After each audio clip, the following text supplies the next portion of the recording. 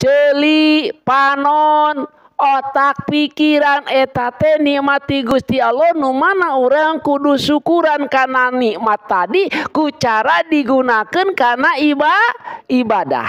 Ayeuna kieu, naon sabab dina ayat tadi nya urang disajajarkeun jeung sato bahkan disebutkeun leuwih sasar tinimbang sato. Urang buktikeun Pak, Bu.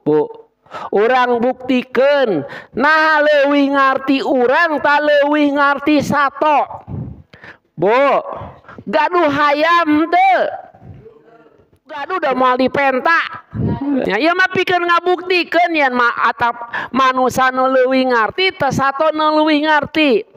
Ya. Naon sabab? Ya, pirengkeun. Nalika urang ngagerowan hayam cek urang teh. Cekut torok tok. Nyampeurkeun teu?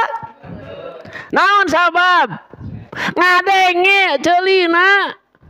Tapi begitu tina sorong teh punten ieu mah balik di kadinya da geus ka eueuh contona ya wati kenyalin. Cek dina corong teh hayya 'alas shalah. Cek dina corong ieu mah corong teh naon, Bu?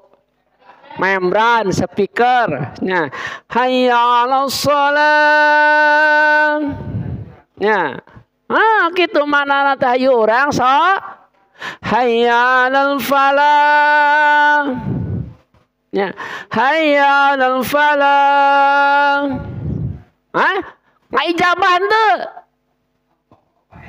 Tah ieu di dieu tah buktina yen ternyata manusia teh eleh. Ku hayam punten lain kuring nu nyaruakeunana tapi ieu teh dawuh Allah. Nya. Ulaika kal an'am cek Allah teh jalma nu teu ngagugu kana hayya 'alal shalah hayya 'alal falah. Da aing teh manusia sibuk kudu usaha kade kudu era usaha era ku hayam jangan era ku hayam begitu ya hayam mengpun. Ai era ko ieu mah kade ieu teh dawuh Allahnya. Intina kieu. Urang dibere nikmat ku Allah nya. Nikmat cepil. Nikmat pangrungu. Gunakeun pangrungu tadi pikeun ibadah. Urang sing era di kudu disaruakeun jeung hayam mah. Maknya hayam begitu ku urang di cekut orang teh kumaha kur tolok tok meureunna kolan batok kohok teh padahal kosong ya ame deukeut we rek ditewak rek dilekek nyampeurkeun eta teh padahal dibobodo ari urang mah teu dibobodo ku Gusti Allah teh Bu. Ya, urang mah teu dibobodo ku Gusti Allah teh di mana eta jalma ngaijabah kana pangundang ti Gusti Allah emutkeun begitu urang kapireung biasana tatalu ari di batur mah kadang-kadang 3 jam keneh Pak nya mun di urangnya aya nya mun di urang aya ngan teu dianggap lantaran naon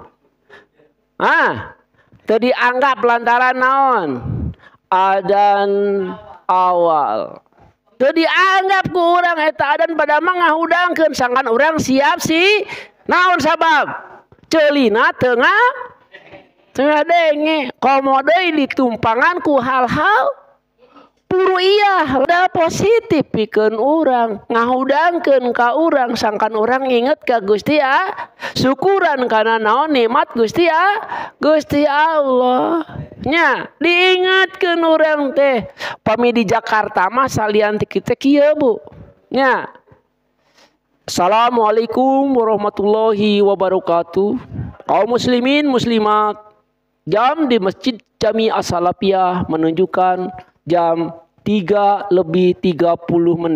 Waktu sholat subuh jam 4:15. Sekian menit lagi masuk waktu sholat subuh. nembe bacaan torok tok tok tok cireng gitu. Ang teh kudu sing sieun disaruakeun ku Gusti Allah jeung sato nya.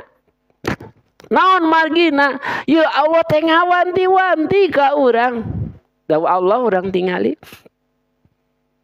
Wa inni kullama da'autuhum litaghfir lahum ja'alu asabi'ahum fi adanihim. Ulah sampai gitu nya. Hah? Ya teh carita Nabi Nuh nuju dakwah nya. Bisi sarua we kete ka urang. Naon margina? Ya. Tukang adan dakwah lain. Hah? Sami tukang adan kita teh keur dakwah ngan anjeunna dakwah dina urusan salat ngajak salat. Nabi Nuh nya. Nabi Nuh emutkeun kumaha cenah? Bu. Nabi Nuh dakwah ngajak ka umatna cek Nabi Nuh teh kieu wa inni sareng saestuna ari kami kuring cek Nabi Nuh teh ngadu ka Gusti Allah kulama da'autuhum dina nalika ngajak ka maranehanana litagfira supaya ngahampura anjeun lahum ka maranehanana ja'alu asabi'ahum fi adanihim nandeun naon asabi'ahum teh curugna kana naon fi adanihim kana lebet cepilna maksud naon nyocokan ceuli. Osok orang nutupan ceuli dina nalika mireng tatalu. Osok orang nyucokan ceuli dina nalika mireng tahrim. Atawa tarhim. Osok kadenge henteu. Didenge.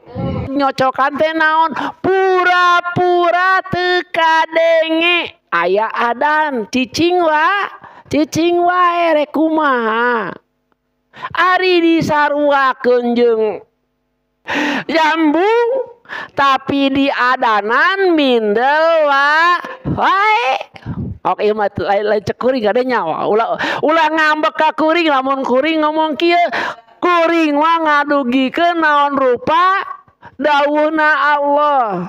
Nya kumaha rek milihan nu kumaha dakwahna teh rek milihan nu kumaha ceramahna teh be urang teh teu disaruakeun ku Allah jeung sato da Allah nu nyaruakeun ka manusia jeung sato teh nya kitu lantaran ku teu ngade nya geus aya kieu malah sangkan urang henteu disaruakeun jeung sato di mana-mana nguping ada niatan ku urang gerenteskeun ku urang yen urang rek salat dina waktuna terserah jam sabaraha wae oge nya dina waktu salat emutkeun urang rek salat dina waktu salat emutkeun sangkan urang teu disaruakeun jeung sato ku Allah Subhanahu wa taala di mana-mana nguping adan minimal urang nuturkeun kana kalimah adan minimal teh berarti urang teh ideng urang teh sadar urang teh ngade lain kadenge minimal nu kadua leuwih hade ngaijabah kana pangundang tadi ku cara naon wudu urang tuh dua tah ai salatna mah nyarepna minimal ieu mah sangkan urang teu disebutkeun teu disaruakeun sato begitu urang nguping adan sakali deui nya ngalelewe nuturkeun anu adan. Ya, dua tah hiji tah nu kadua urang buru-buru wudu palebah salatna terserah tah mah nah urang rek ngudag padilah berjamaah nya tarek ngudag padilah awal waktu teu berjamaah Awal waktu berjamaah kahiji bisi ya mah toleransi ti abdi ya mah lain ti Gusti Allah ti abdi ya mah bisi ngambek ka abdi heug wae eta mah bisi urang sibuk intina ambe urang teu disarwakeun jeung sato begitu ngadenge adan ijabah heula adan tuturkeun heula tukang adan terus wudu urang salat terserah nah rek udag berjamaah atawa rek udag padilahna terserah eta mah mangga lamun kabita ku pahalana ku pahala awal waktu jeung berjamaah kade nya ai sangkan beunang padilahna teh nya kudu berjamaah nya padilah awal waktu padilah berjamaah anu insyaallah ganjaranana baena samawati wal kabitan teu batur meuli impal lage urang kabitanya Pak batur nuturkeun nimek ge urang kabitanya Pak komo janji Allah pahala pikeun jalma anu rajin salat rajin ibadah tah nya baina sama wal ard geus ngitung teu jarak langit ka bumi sabaraha teu ka ukur eueuh ukuranana nya komo digambarkeun kanikmatan surga ku Allah Subhanahu wa taala urang sing kabe tangan ulah kabitana wa kudu bari jeung prakna itu wallahu a'lam bissawab.